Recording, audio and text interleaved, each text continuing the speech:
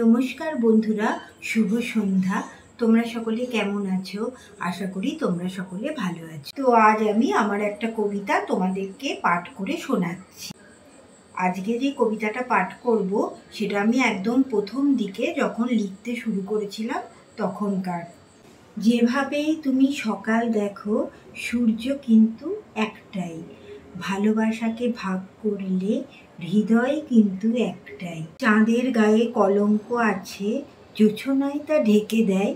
পূর্ণিমার আলো দেখে মনটা কেমন ভরে যায়। বালির চরে ঝিনুক দেখে পা মারিয়ে চলে যায়। আবার সেই ঝিনুকে মুক্ত পেলে উল্লাসে মন মেতে যায়।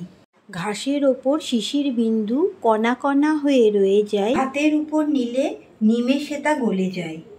টাকার থেকে সুদ মিষ্টি সময়ে যদি পেয়ে যায়, আবার সেই টাকারই মাসুল গুনতে রাত দিন তার কেটে যায়।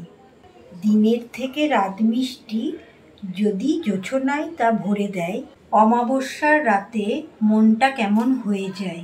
সাপের মাথার মণি দেখে রাজার স্বপ্ন দেখে যায়। আবার সেই সাপেরই কামড় খেলে বিষে দেহ ভরে যায়। প্রথম কবিতা লিখতে একটু কষ্টই হয়, তারপর একটু লেখার পর কয়েকদিন হয়ে গেলে তারপর আর কিন্তু ভাবতে হয় না, অটোমেটিক মন থেকেই কবিতা চলে আসে। এখন টাইম পেলেই কিছু না কিছু লিখে ফেলি, হয় কবিতা, না হলে ছোট গল্প। রান্নার রেসিপি যেগুলো আমি নিজের মন থেকে তৈরি করি, সেই রেসিপিগুলোও আমি লিখে রাখি। আমার ভীষণ ভালো লাগে এগুলো লিখে রেখে দিতে। বড় গল্প যেগুলো লিখি সেগুলো তো এই ছোট ভিডিওতে দেওয়া সম্ভব নয়, এর জন্য ছোট ছোট হাসির গল্প তোমাদের সাথে শেয়ার করব। তোমরা কবিতা না গল্প শুনতে ভালোবাসো সেটা অবশ্যই কমেন্টে জানাবে। শান্ত পরিবেশে লিখতে ভীষণ ভালো লাগে। যারাই একটু লেখালেখি পছন্দ করে তারাই কিন্তু একটু শান্ত পরিবেশ পছন্দ করে। রান্নার রেসিপি যেগুলো লিখি সেগুলোও তোমাদেরকে একটা একটা করে শেয়ার করব। ভীষণ ভালো লাগে, মেয়েদের ভীষণ ভালো লাগবে।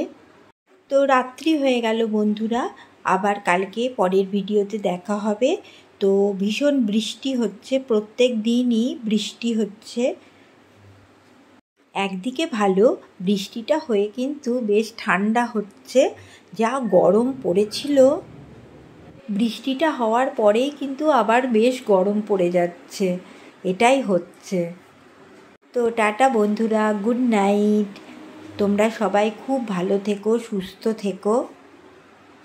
তো টাটা বন্ধুরা।